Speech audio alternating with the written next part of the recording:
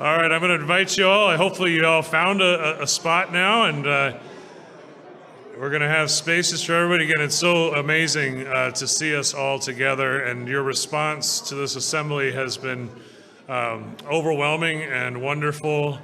Again, speaking to our desire to be together, I'm looking forward to our worship experience later this afternoon. We're going to worship with some traditional music, some Latin music, and I've been told it's going to have a Louisiana flair. So we'll see how they works all that out.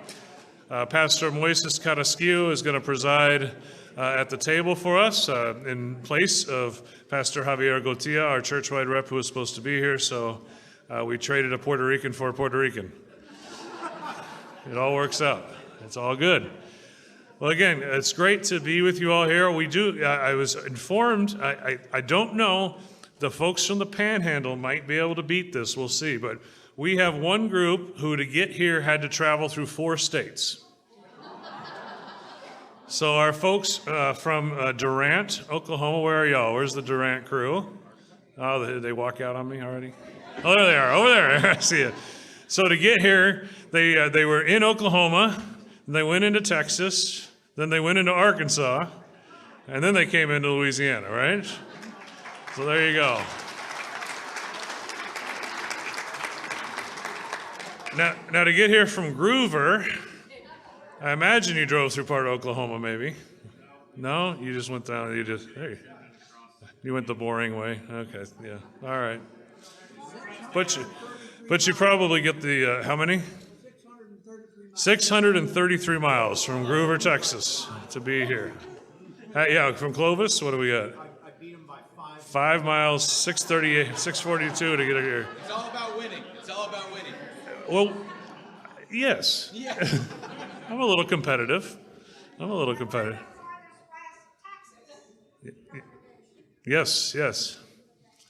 From Odessa, Christ in Odessa. So thank you for being here. And again, it honors the various parts of our territory when we do assembly in other places. And obviously we couldn't do that during COVID. But we're glad to be here in Shreveport and looking forward to hearing from some folks from Arkansas, from Northwest Arkansas, Bentonville. Reverend Joe and Deacon Jessica Liles founded the neighborhood church in 2012 right out of seminary. It's when you're foolish and full of hope, right? And you think anything can happen, right? And they've got a great story of their ministry there and the ups and the downs of that and doing it together. As a clergy couple, which is another exciting opportunity. And I'm going to just turn it over to them. Thank you all for being here. They're going to have 3 presentations with us. The third one leading into lunch tomorrow, where they're going to lead us into some conversation over lunch. So thanks again for being with us. We're really happy to have you. Awesome. Thank you so much. Give it up for Bishop. Yes. Bishop, I know you're working hard to keep us ahead of schedule and maybe even on time. And I will do my best to do that same thing for Joe, because he can go and he could talk for the entire afternoon. I was so excited that I had extra minutes. Like when we were like, we're ahead. I'm like, this is great. Like, now I'm not going to keep them long. This is fantastic. So we wanted to introduce, we're a neighborhood church out of Bentonville, Arkansas. Pastor Joe, Deacon Jess. We are from Wartburg Theological Seminary, which is the best seminary by far. In case we're on winning today is what I heard. Like we're competing all day. And so, yeah, we came from Wartburg Theological Seminary to plant the neighborhood church. Neighborhood church is an ELCA congregation, even though we don't have Lutheran in our name. Everyone at the same time. Oh, I know. It was dramatic and we got in trouble for it. So don't worry. But we wanted to walk through a little bit of how we have thought about church. And I want to just give you a little bit of background about both of us. So we met in seminary. We fell in love in seminary. Jess chased after me, and I was like, no, don't. No, that's not exactly how it happened. That wasn't how that happened at all. But we met your first day of seminary. Yep. And I was actively looking for love and marriage. And one of the people in seminary told me that the odds of getting married in seminary are good, but the goods are odd. This is not true. This is not true. This statement always makes me look like an interesting person. I found the goods. I'm more normal than he is. Give it up for Jess. And so we came out of seminary. They opened a program while we were in seminary.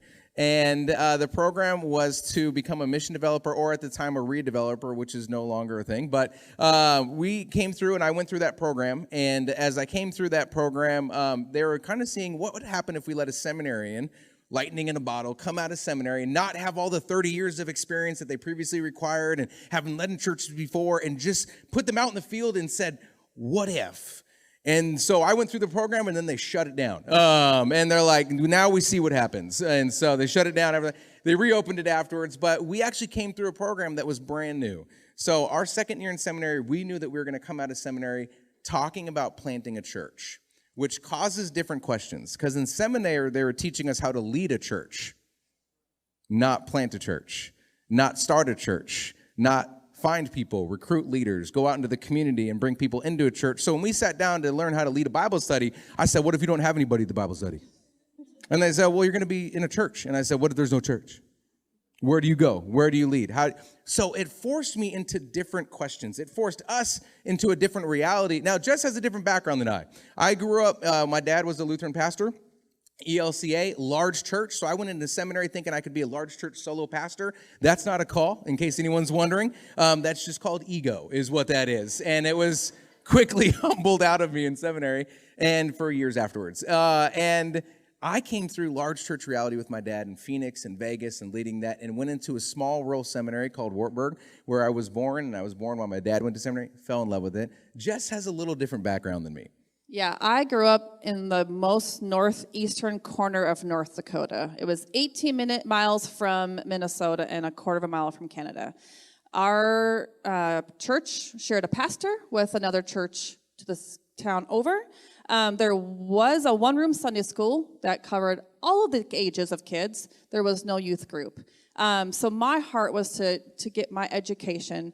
I was an elementary ed teacher, was my major, and then I was heading back home to be the children's pastor, the youth pastor for pretty much the entire county was what my plan was. And then I met Joe, and he says, we're moving to a big city. And I said, oh, and then you wanted to move to the Southwest also. I was like, nope, that is not happening.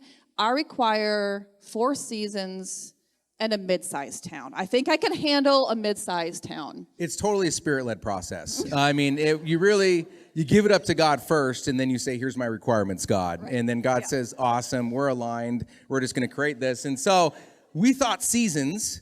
So in seminary, you go to internship, which is wonderful. And in internship, you get sent somewhere across the United States. And the seminary tells you trust the process. That is their language. They want you to trust that all the wonderful bishops and leaders, and they're making wonderful choices on your behalf and not out of the churches that just have need and how many people they need. Of course, that doesn't happen that way. And so we were praying that we would be sent to Colorado Springs.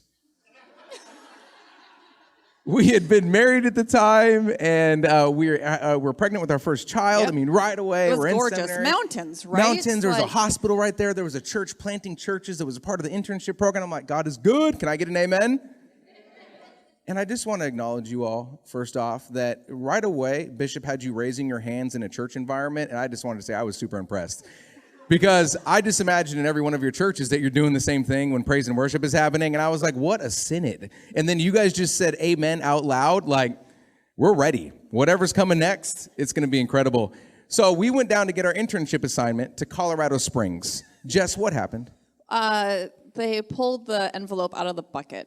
And you know how many places you're going based on the number of address labels attached to this envelope. It's a really spirit-led process. And Joe, it was. The process before that was great. And so Joe pulled his envelope out, and there were 2 address labels on that. And Drama. One of them was Fort Smith, Arkansas.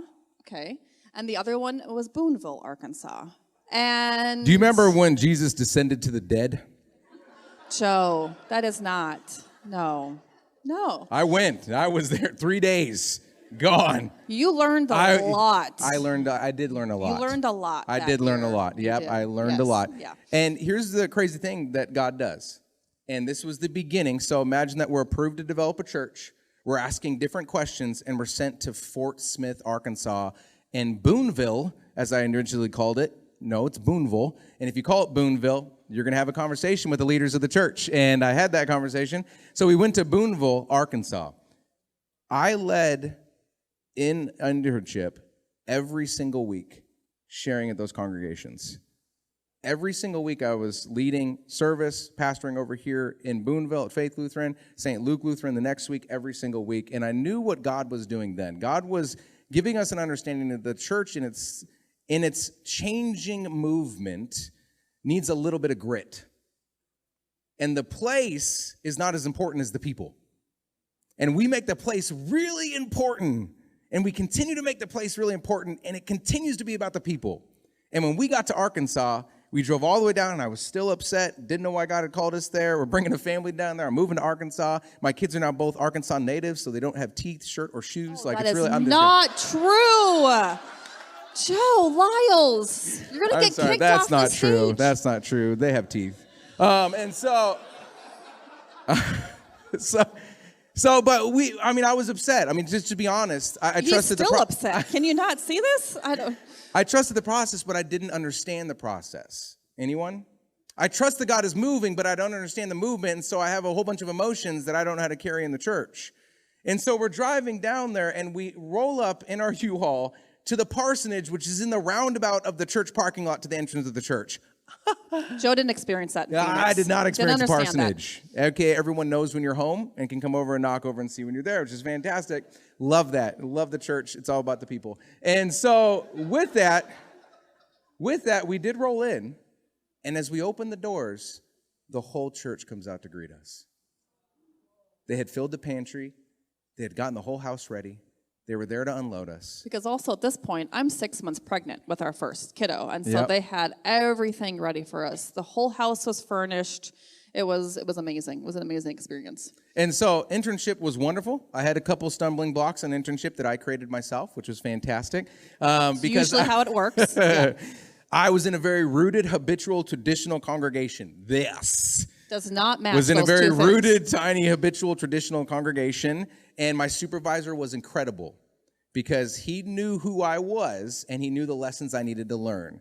And his answer was this to me in my many stumbling blocks that I had is, hey, you're going to learn some lessons, but you're going to walk through these lessons and you're going to lead better in the church because of it. This is a season to walk through. Beautiful lesson.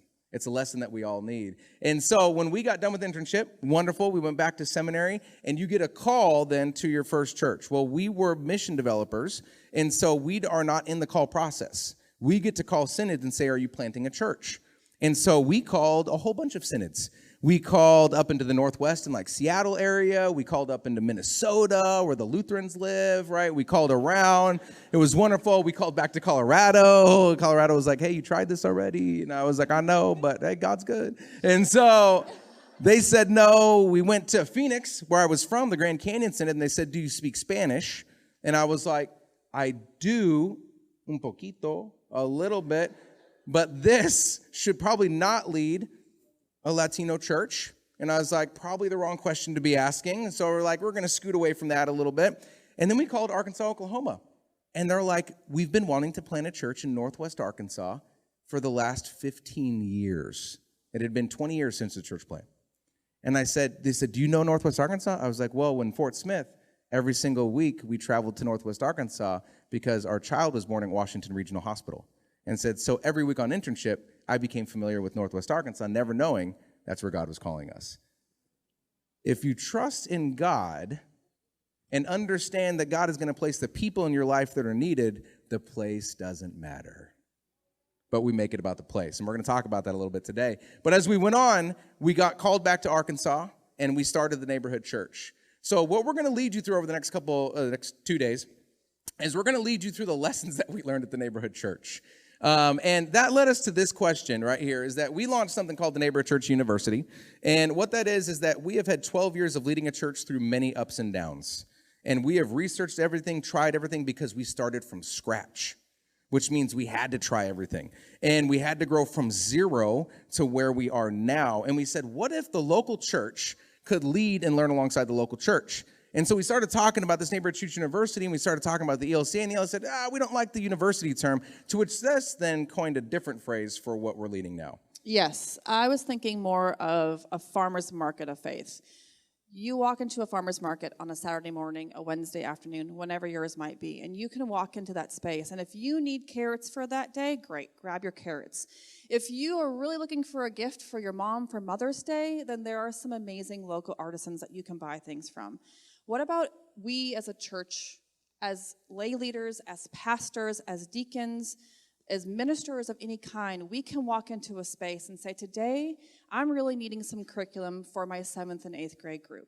How do we crowdsource our content that we build and create every single week and share it amongst the body? So this is kind of our hope and dream for what this will be at one point, hopefully very soon. We are content creators on a liturgical calendar, and we're all doing the same thing every week, and we don't share. What? We are here to change that. We are hoping that the church becomes a place where the local church leads and learns through the local church. We want to be churches that teach each other how to do church and learn from each other what that means. And so we thought that we wanted to name our presentation, and we wanted to talk about, kind of a theme in our presentation. And Jess and I are two different people. I don't know if you've picked that up yet. This is North Dakota nice, a little bit. Compassion, grace, kindness. Same thing in me. And so... No, not even close. Not even close. That's No. great. We have a picture that sits on our counter from one of our picnics that we're doing, and we got into a beanbag race. Have you guys ever seen like those beanbag races where you put like the sack races where you put them on and everything else like that? And the picture is me in midair with the bag like this, right? And getting ready to race. And Jess is like, I'm ready. and that's on the basically ground, our whole relationship. Rooted on the ground. Rooted on the ground. Mm-hmm. And so, Jess, what did you want to call our presentation? Seasons of change. We've experienced this. The last 3 years has been a lot of movement of change. It seems like every week something was different. You were doing a ministry different than you had years prior to that. We are still in that process of change, and we believe that change happens all the time. It's not just because of the last 3 years. Maybe someone new has walked into your church and they want a new ministry. So how do you embrace change? So I was going after seasons of change. And Joe had a That's wonderful. A Rod, could you give me a little bit? 525,600 minutes. Everybody now. 525,000 moments so deep. You gotta hear everybody. I don't turn it off until we hear everybody. 600. And seriously, it's on Spotify. It'll just keep on going. How do you measure a year? Everybody. In daylights, in sunsets, in midnights, in cups of coffee, in inches, in miles, and laughter. That's okay. You're in church right now. Just sing. In 525,600 minutes. How do you measure a year in the life? I don't even know the words. This is the problem. He can sing really well, but never remembers any of the lyrics. Okay, that's great. Thank you for that beautiful Give it up song. for A-Rod on the music back there.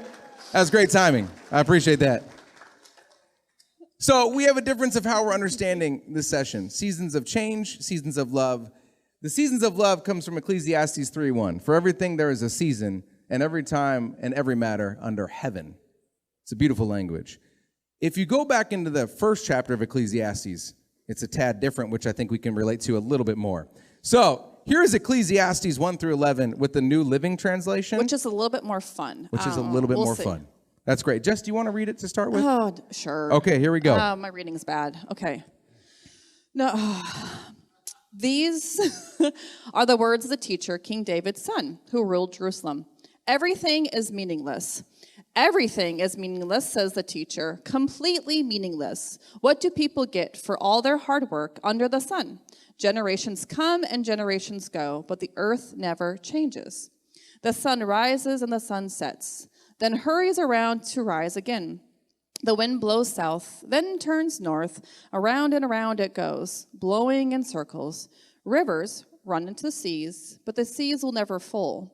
Then the water returns again to the rivers and flows out again to the sea. Everything is wearisome beyond description. No matter how much we see, we are never satisfied. No matter how much we hear, we are not content. History merely repeats itself. It has all been done before. Nothing under the sun is truly new. Sometimes people say, here is something new. but actually it is old. Nothing is ever truly new, but don't remember what happened in the past and We don't remember what happened in the past, and in the future generations, no one will remember what we are doing now. Can anyone relate? I mean, I want to be honest for a moment. Can we relate when we feel like everything is meaningless? I mean, I shared a story about the start of the neighborhood church, which we've been leading for 12 years now, where I felt it was meaningless. I felt that I was not on the path. I felt God had abandoned me, and if I had to find Jesus, I had to descend to the dead to go find him. Like, can we not just get a raise of hands if at some point in your ministry you felt like maybe you're a little bit lost, maybe it's a little bit meaningless, maybe you're in a season of change you don't understand. We want to walk through that together. And so I want to give you 3 takeaways from this text. 3 takeaways, and here's the first one. If you don't name the season that you are in, if you don't name the season you're in, then you won't walk through it. You will just wander in it. It's very clear. You have to name your season. How many of you feel like you're wandering out there? Or maybe the last 3 years we've been wandering, or maybe your entire ministry, or maybe you've moved into a new call and you're wandering around. The naming of the season begins to give you the people that are in that season with you. It begins to give you a space to walk through it because you know on the other side of that season is where God is guiding you, right? Even though it's a wilderness, we all experience wilderness, but on the other side of that wilderness is another experience of God. So we need to walk through something, not just wander in the midst of it. And here's the second takeaway from that text. You have to name where you are at to know where you are going. How many of us have a fear of actually naming where our churches are at? And I'll give you an example. How many of you lie on the reports that you send at the end of the year about your baptized membership? If you're laughing right now, you know how that looks. You're like, yeah, they used to be here 3 years ago. I mean, they're still baptized, right? I don't know if they're at another church, so we're just going to count them. It's good. Joe and I had a moment with this phrase, 6 months ago, maybe a year ago, where we sat after worship, and maybe attendance wasn't where we really wanted it at, and maybe we were missing people in seats, and maybe our youth ministry had dipped a little bit, and we weren't getting as many volunteers for our kids' ministry. And I looked at him and I said, Joe, I think we need to plant this church again, because what we did 3 years ago at the height of where we were at isn't going to work here and now for where we are as a congregation. Our people have changed. Our ministry has changed. Joe and I have changed. So you have to stop for a minute and decide, where are you? And then where do you want to go at that point? We had grown for 8 years consistently. Well, not really. We're going to get to that. We'll get to that part. Consistently is a relative term. We had grown over 8 years, and we were rocking. We were rocking. And when 2020 hit, we weathered it. We named it. We walked through it. We didn't wander in it. But we came to the other side. We wandered a little bit. And I expected that it would just be ready to go again. Here we are the same church. We're ready to go. Here's what's happening. And we were still are walking through it. And I think we need to name where we are at in order to keep on going. So here's the last point from that text, which I think is very important to us in seasons of love. The seed that you plant today is the fruit of the Spirit tomorrow. I didn't say it's your fruit of the Spirit tomorrow. The seed that you plant today is the fruit of the Spirit tomorrow. Sometimes we try to plant seeds only to the place that we are at. It's not about the place, it's about the people. And if it's about the people, then the seed that you plant is really meant for other people to grow. The moment we begin to remove ourselves from this equation and plant seeds for the future growth of the church and begin to lead and learn alongside the local church by teaching each other, then we are going to grow with the fruit of the Spirit that is unrecognizable in the future in a beautiful way. And so what we want to do now is we really want to walk through the neighborhood church and how we grew and some of the lessons we've learned in that time. And we want to take you back to the lessons that we started with when we planted the neighborhood church, what we call the all-in moments, and how that has led us for 12 years to the same thing we are doing today to reach and grow in our community. And so, but before that, we want to just walk you a little bit of history of the neighborhood. All right, first worship. So exciting. In a cafetorium of our local elementary school. Hidden behind like 3 street turns and a cul-de-sac and off on like what I call B lot. Do people know what B lots are? I do now. So there's A lots, which are on the street and recognizable, right? And you can see them right from the corner. A B lot is behind that you can't see. It's like an industrial park would be a great example of a B lot. This school was a B lot around a curve down a freeway. Super recognizable, easy to find. Great Decided for that we would starting. plant the church right Yeah. there on a Saturday night. Saturday Even night. better. Yeah. With Razorback season and football coming. Yes, Super football good season idea. happening. It was Super good great. idea. First worship though, how many people did we have? We had 249 Okay, people? that's great. We had 149 Oh, people, but I would have 149 loved 249 Sorry. people. That'd Close. be great. Close, 149 people, but it was on a Saturday. So what did we not realize when we launched with 149 people? Well, part of it, we also invited all the other local churches to attend our And when do first they have worship service? On Sunday mornings. So can they check out a super cool new church on a Saturday night? Well, yeah. See, I thought these were all people that were new to our church. Joe was really sad on Well, I Saturday. didn't know I was sad yet because Oh, I walked away fair. from that worship going, He was really excited. for the win? I was like, this Yep. is great. 149 people in Arkansas? I didn't even know there were Lutherans in Arkansas. That's incredible. We didn't know that. You're That's right. amazing. And so we got to our second service. Oh, yeah. I invited the paper out. He did. Because And then we had we 140 doubled our chairs I did. also. I went from 150 chairs to like 250 because it's exponential growth at that point. Like Right. I can't even contain it. Like God is good. And so I doubled all the chairs, invited the paper out, and I was in the back teacher's lounge. 5 minutes before worship, everything's set up, and someone comes in and goes, hey, the paper's here. And I said, wonderful. I said, bring them on in. So they come in and they say, hey, what's going on, Pastor Joe? And I said, yeah. I said, what's going on? It's about 5 minutes to worship. And they go, hey, what time's service? And I was like, and we're ready to rock and roll in 5 minutes. And they said, okay. I was like, well, that's a weird response. So I finish up my prayers that I do before service, right? And I walk out to what I expect to be 250 people in a cafetorium that is 3,500 square feet, set up with 250 chairs.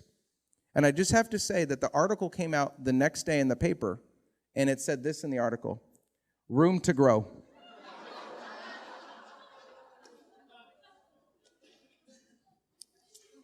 "23 people, 250 chairs." It looked a little empty. Felt a little I think empty. most of those were our volunteers for the service. I think so, yes. Yeah. We did things a little bit different than a traditional Lutheran church. So all the traditional Lutherans went back to the traditional churches, which I didn't know that they No, called home. yeah. And so that was wonderful. And we started with 23 people. Day one, on $153 in offering. Joe, how much We did it have cost? about 3 How much- months of time. I was like, how much did it cost to rent that facility for It 3 was hours? $350 each Sunday. So I paid for half of that Sunday and nothing else. Done. And I was like, I don't know what to do. And so every single month we had a special event. We had Sunday that month. You know what that was? An ice cream social Sunday. We brought in Sunday, Sundae, right? And then we brought in a whole bunch of ice cream, and we brought in a whole bunch of toppings, invited all the kids from the elementary school, because our synod required that we had more than 50 people in worship. And we were at 23. So I had to double the attendance. And so I would get like 65 to come on our special Sundays, and then I would sneak back under the 30s, and at the end of each month, I would have like 51. Ha-ha! He's So also good. a math major, so it really helped. Oh, man, it was rough. And so a couple of pictures. Here's a couple of pictures from our first worship. That was Our our humble entire... beginnings. Yeah, Jess, walk these through. You're All right, so involved this here. is our kids' ministry. So then we took the gym, the carpeted gym. You can see me in the upper right corner. That's me in the nursery, hanging out. Super That's- safe. Yeah. The picture to its left is our VBS. The one below it is also our VBS. That photo, that little art project, ended up hanging in our children's ministry years. for years and years and years. And then just, a handful of our children that we had every Sunday. That was about it. It was the volunteers, kids that usually showed up. Absolutely. So if you remember, I talked about that we had seasons of growth. And we did. So I'm just going to walk a couple with you so to know that wherever you're at, we have been there also. And that's why we want to teach alongside the local church. So we started with 23 people in 2012. In 2013, what do you think our average was? What do we got? Shout it out. I got to hear you. That would be generous. Thank you for saying 60. I would have loved 60. 30. I heard 30. Remember, I had to be over 50. Our average was 51. Totally truthful. 51. We doubled our growth. Ish. It's interesting how you phrase that, right? How many of you would love to double your growth wherever you're at now? No matter where you're at, we doubled our growth. I was like, okay, so the next year we're going to double our growth again, right?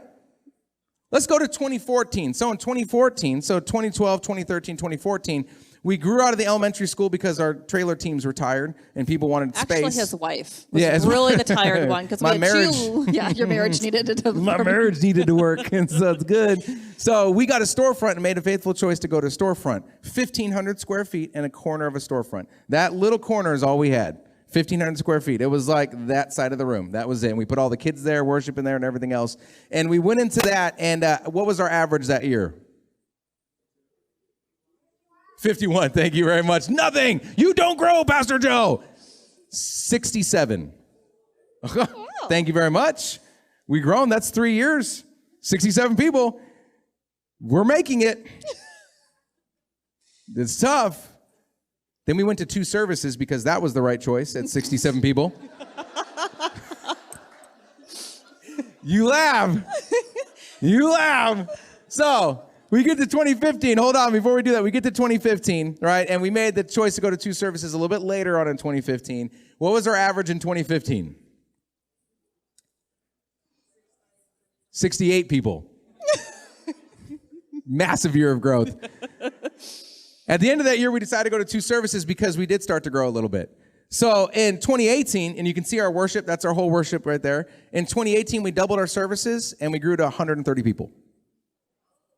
Right? And so now, that 2017, 2018 range, we're growing to 130 people, which really means that's average worship attendance. So we actually have about 300 to 400 people in the church.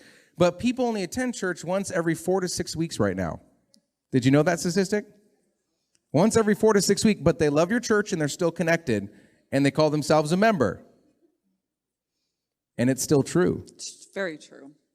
We just have to understand how to now grow through that and understand how to grow. So in 2018, we continued to grow. We were at about 130. And then we moved into our first building. Woo!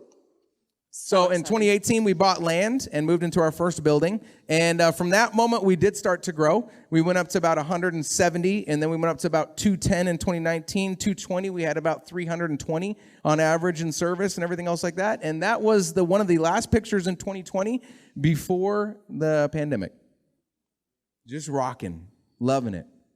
And then for the last 3 years, our average has been 40 people. But we have 800 to 1,000 people in the church. That would still consider themselves members of our That's right. church.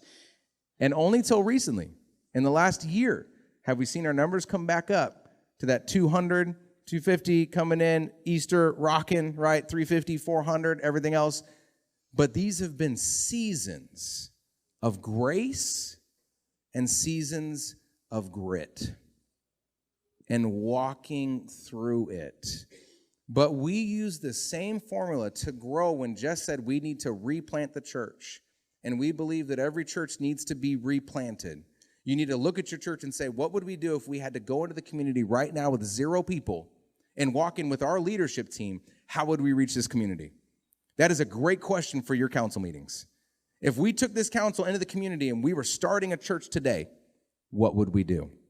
And we've used a formula since the beginning, which we call our all-in moments, all the way through until now. And so we wanted to share that with you as we kind of keep on going. So here's a worship. Here's just a picture of where we are now and who we are. This is our current facility and everything that's working out. So as you can see, we're a modern church with traditional elements is how we describe ourselves. We have communion every Sunday. Everyone, can I get an amen? That's wonderful. So we have communion, Apostles' Creed, the Lord's Prayer. This is wonderful. We have a wonderful modern technology in our worship that comes through. And so we have worked all of these through. So the people that come in thinking that we're a non-denominational church, because we're the neighborhood church, they love the first part of our service. It is rock and music, a praise band. It is incredible. We got the kids up. We're high-fiving kids. Yeah, I mean, it's great. There's music. There's lights. It's super fun. And then I preach for about 30 to 35 minutes. Yeah. He does. Now you guys are acting like my church. Like, what's happening right now? I'm like, man. We time him. 22? It's getting Can we get better. it to 22? What's going on? And so I preach that, and people are like, okay, this is great. I use illustrations. I've built walls on stage. I've done another thing. I've poured orange juice on stage. I've done everything that you can imagine. So we do all these things, and then after that, we bring the kids back in, and it comes into our Apostles' Creed, Lord's Prayer, and I say, hey, in the Lutheran Church, we confess our faith and belief in the words of the Apostles' Creed, if you'll say that with me now. And the people who came into the non-denominational go, they go, what? Did he say Lutheran and a creed? I don't even know who these people are, right? And so they're going, I don't know what's happening. And so, I'm sorry. And so, yeah, thank you. I know. Yeah, she's got it. And so with that, but the people who come in who have a rich tradition and history with the church, they fall in love with it. And we find this wonderful blend of modern and traditional for the neighborhood church. And so we're right now in an expansion. And so we are building out a preschool for 111 children. We're building out a youth and community room. And this has all come from the fact that we are doing the same thing in the community we did 12 years ago. And we call this the 5 all-in moments. So if you got a piece of paper in front of you, I want you to write these down because these are going to be your takeaways for today. These are going to be your takeaways. All right, so the very first one. Introduce yourself. Act like you're new because you've been made new. How do you walk into your spaces, into your communities, into your workplaces, and ask the questions and introduce yourself? So let's ask a question here. If you were to go into your community right now, who would you introduce yourself to? Imagine you're brand new in the community. Shout out, who would you introduce yourself to? Chamber of Commerce. That's always a win. That's good. I'll take the Chamber of Commerce any day. That's wonderful. Chamber of Commerce, I would add in city planning. Why city planning? Because they know the future of the city. They know where the city's headed. They know what they're planning for. We're not planning for where we're at. We are planning for what's coming ahead. We are planning for the both and. And so I always talk with city planning, Chamber of Commerce, wonderful. Who else would you go talk to in your city? Schools are great. Why are the schools great? Because they have kids, and we all love kids. Why are kids great? Because they bring their parents to church. Am I right? Kids bring their parents to church. You might have it backwards in your church. You might think that if you get the parents, they bring their kids to church. I want to tell you, if you concentrate on making the kids' life in church amazing, the kids now bring their parents to church. And that's why we see those who are in that 18 to 25 gap leave the church and come back when they have kids, because their kids have brought them to church. We have it backwards. So in our church, we concentrate on kids. In fact, if you walk in as a new family, before I greet you, I greet the children. And I get down on their level and I go, "What's up? High five." And the kid goes, and I'm like, "It's okay, we'll get there eventually. It'll be awesome." And the parent's like, "What is happening?" I'm like, "What's your name?" And I don't even ask the parents' names. And I say, "What's your name?" "Oh, Tyler. Tyler, it's so good to meet you. Did you do fist bumps?" "No." "You do high five?" "Okay, we'll get there. It'll be awesome. Hey, we're going to have a super fun time. Hey, we're going to teach your kids a Bible lesson. We're going to teach them and know their name. We're going to walk them through with a craft. We're going to have their own worship back there. And when they come out, they're going to want to be here next week, and we got a little gift for them." Do you see what I'm doing? I'm making it a reality that I'm introducing ourselves to the kids because we value kids. We know that we have to go into the schools. But who's in the schools also that we need to meet? Yes. You should know every teacher in your school. Your church should be walking into the schools saying, "Hey, you know what? We have a gift for all your teachers because you're amazing. You teach every single kid. You teach every one of our children, and we think that's awesome. Hey, we're the church just down the road, and we just wanted to celebrate you today. So we brought you donuts. We just wanted to meet you. We think you're amazing, and we wanted to celebrate the work that you do day in and day out." And they're going, "Wow, that's really incredible." Yeah, why? Because we also teach kids, and we love that you do that too. Definitely introduce yourself to the schools and the principals and everything else like that. Who else would you introduce yourself to? Neighborhood, like HOAs? Is that what you're talking about right now? I love that. Okay, so neighborhood associates, not specifically like HOA. I'm like, that's some drama. Like, if you want to go into the HOA meetings, I'm like, more power to you. I'm like, yeah, you can do that. Like, we're the neighborhood church, and I didn't go into HOA meetings. You know what I'm talking about? I'm like, I'll stay out of that one. My trash is out, and I took it back in finally. I thank you very much for your notice. Yes, I'll mow my lawn finally. No, I'm just kidding. We moved to a place that has no HOA. We have no HOA! If any of you lead on the HOA, I apologize. You guys are great. I love you. Okay. Who else would you introduce yourselves to? Wonderful. Did we hear it out loud? Did you say you'd introduce yourself to the local church? That's amazing. We call that church besties. How many of you have met all the other churches and walked in and seen what's going on in their church and celebrated what they're doing in the community? Here's the wonderful thing. There's enough people to go around. If you're confused that they might take some of your sheep and you might take some of their sheep, I'm going to tell you there's enough sheep. Is there enough sheep? Can we name the season we're in? No. Can we name the season that we're in? There's enough sheep. You should introduce yourself to the faith community around you, because that'll come into when you do National Days of Prayer. That'll come into other community events. We partner with any church around the community. Why? Because we are the neighborhood church. We have a wonderful Lutheran theology that is based on grace. Grace is wonderful in a northern tip of the Southern Bible Belt, Baptist able culture of worth and value. And we come in and saying, hey, God thinks you're worthy. It's a wonderful language, but we love you Baptists too. Trying to figure out what it is. Is it my chin? Okay, you have to hold it right here. I'm going to hold it right here. Bottom, not the bottom. No. No, I'm just kidding. Okay. Just hold it like this. I'm going to hold it like this. Okay. I think we need to move on. Well, one more. Okay. Who else would you introduce yourself to? Police and fire. I am the Bentonville chaplain for the police. Why? Because it's important to know who's out there protecting and serving your community also. They have a hard role. Huh? They also have families, and they have a hard role. But the one I haven't heard yet is nonprofits. The first thing that I did in the neighborhood church is I introduced myself to the nonprofits.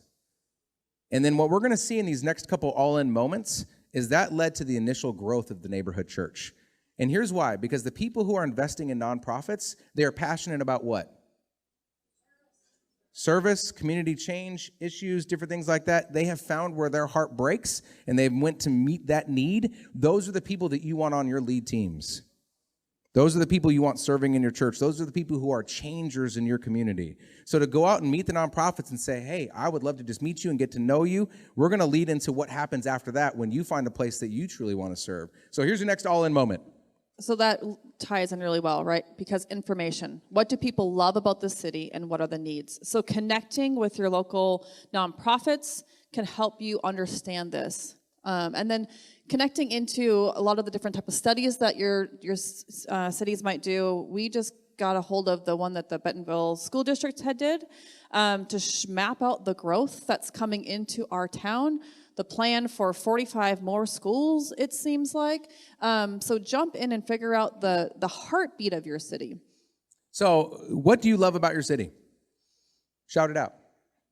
We're doing a little active, actually, process right now. I mean, I know that you can write this down and take it back to your teams, and I totally trust that every one of you will take this to your lead teams back at your church. But I figured if we could just engage the process a little bit right now, it's going to help out. What do you love about your city? Diversiveness, okay? Where would you find that in your city? If you're going to go introduce yourself into the diversity of your city, where would you go place yourself? Everywhere, okay? Yep, okay. What else do you love about your city? Cultural opportunities. So like arts, different things like that, right? Community, eateries, things going on. Okay, that's great.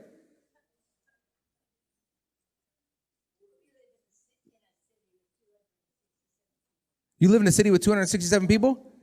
That's great. Jess, you can answer this one. I grew up like that, absolutely. I'm going to back away slowly because I grew up in Phoenix and Vegas. Mm-hmm. But right, like that sense of community is so strong in a space where there's only 267 people, right? Mm-hmm. Yep. That's what I'm talking about. Yep, absolutely. I graduated with 6 people in my graduating class, so I understand that space very, very, very well. And what you're talking about is actually what we're trying to create. So if you've heard of cell groups and life groups in churches, has everyone heard of those in churches, right? Do some of you have those in your churches? Okay, the reason that's vital is because what we're doing is we're creating smaller intentional community within larger community. Everything that we're doing here is I'm creating intentional smaller community connections with you in the church instead of living in the larger community that you're in. You're intentionally embracing smaller spaces. And when you embrace those smaller spaces, you're engaging pockets of that community in intentional ways. Very strategic ways, in fact. And we're creating small cell groups and community areas that we are part of. So each one of these all-in moments means that you're creating little small groups in your area that you're going to be involved with the church. And so you need to find out the information about your community. The next one, involve. Where does your heart break, and what is the vision of your church? Do those two overlap? Are they at all connected? Who do you talk to where your heart's breaking in your community? Is it hunger? Yeah? Where other places does your heart break in your city? Homelessness. Mm-hmm. Broken homes. Mm-hmm. Violence. Mental health. Dying businesses. Right? So how do we as a church connect in and walk into those spaces? Create bridges. Now, the important part about this is that we're walking a path. So if you look at the path that we've walked, we went from introducing yourselves, which is what I would call a soft opening. If you introduce yourself, we haven't created a relationship with. We haven't really taken that full step into relationship. From there, we went to information, right? And so we've introduced, we found information about the city now, and now we're in a space where we're involving ourselves. And when we involve ourselves, it means, hey, I'm going to step into your organization. So, for example, if homelessness in the area or people in poverty, I stepped into Habitat for Humanity. And I said, you know what? I want to involve myself with your organization. Now, involving means I'm going to participate with you. I'm going to be a part of your mission, your vision. And if you notice, what I haven't done yet is tell anyone about the church. I haven't told anyone. I'm in the community right now. And so when I go into the nonprofits, I'm inviting myself into their mission. I'm embracing who they are and celebrating what they're doing in the community. That's the huge part of what's happening. Right. You're talking about investing, right? Mm-hmm. You support the community. They are serving the kingdom of God too, right? So you start to invest in their ministry. Now, invest is the next level. This is where you make a choice. As a people of God, of who you want to serve, that is aligned with the mission and vision and values of your church. So we are the neighborhood church. We value that people were living in neighborhoods and they were faithful. Don't touch that button. I see what you're doing over there. You're leading me forward. Whew, I know. She's going to keep me on time. Do you guys want me to stay on time or go over? Okay, that's great. Okay, just want to see. Okay. So when you invest, what happens then is you don't just serve with the people that you're meeting and introducing yourself to and getting information on. You involve yourself on their leadership teams. You are now investing your time, your resources, your ministry into their work in the community. You're saying, I value the work that you do. So many times we are trying to get people to invest in us as a church and invest in what we do that we forget that the sake of the local church in the community is for the church to go out and be in the community without ever thinking that we have to tie them back to a Sunday. And so when I say invest, I mean you should have people in your church that are on leadership teams, that are on boards of local nonprofits in your community. They're involved in the school systems. They're involved in all the first responders. These should be the people that are invested in the mission of others in your community before you ever get to how they need to invest in you. All of these are without them ever saying, hey, you need to be where we're at as a church. This is me and the church going into the community. And we've done this for 12 years. And now after all that is when we come to one of the most, oh, you want to go for it? Okay, great. I love it. I love it. Go ahead. So Beer and Hymns is an organization that we're connected to. We have got church members on their board. We've worked with their board and provided a strategic plan for them. Mm-hmm. This is actually, yes, we're invested in this community, but our members show up at this event every single time it's hosted. We have 15 to 20 people 30, 40, yeah. from the neighborhood that shows up to this event, and it happens twice a month on Sunday afternoons. And this organization is amazing. Of course, it's a big hymn sing, but they raise money for a local nonprofit, a new one every single month. So every donation that you make goes directly to that organization. There's another beautiful picture. So when they raise money, what we do is we are financial partners with them, but we call them intentional community partners, which means that we don't ever just send money to an organization. We've never done that as a church. If we send money, we serve with you. If we send, we serve. That is a rule that we have in our church. We never offer money without serving next to you. And so that way we are an intentional partnership with you. And what that means is that when we get to crazy, wonderful events like this, that's great. We go out, we meet at the brew, we have hymns out there, and they have more people than church on Sunday. They have had up to like 250 people gathering out there, and I'm like, what is happening? And so I'm looking at that going, I can understand a lot of the future of the church by being out here also. And then we get invited to wonderful spaces like their galas and different things like that, where they say, hey, we want our community partners with us as we're talking about the needs of this community, which What's are incredible. another community partner we have, Joe? Ooh, For the Love Food Truck. Who loves food trucks? Yes. They're amazing. There's another community partner. They are doing a free neighbor night. Relates to the neighborhood church. It's in our vision. It's in our values, right? We care for the community. Their free neighbor night is free food for the community once a week at a food truck at our downtown square. They feed 250 people a night. 250 people a night. There might be another example of Joe. Yeah, I forgot about that Jumping. picture. That's really good. Okay, That's me on the right. That's my team after serving, and that's me. Like, let's go. And so what we do is we create intentional community partnership. We send and we serve. So if we partner with you financially, we serve next to you. And this is the neighborhood church out in community. Now, some of those people in that line won't be in church on Sunday. Ever. I'll never see them. But do you know where they do come? They'll come to our service partners. They'll come serve with us. So that farmer's market of faith idea is that not everyone has the worship on Sunday mentality of faith. Our walking through a season might be understanding that the church is not necessarily tied to Sunday anymore. That the church is growing beyond Sunday. It's not that it's going away. I want to be clear about that. The church is growing beyond Sunday, and the church now needs to go back out into community and provide opportunity for people to continue to grow in their faith, possibly outside of Sunday morning. But yet, we would be with them at every step of the way. All right. Last one. Go ahead. The last one, and it is the last one, is you invite people to ways you impact the community and to social media and maybe, possibly, if you have to say it, Sunday.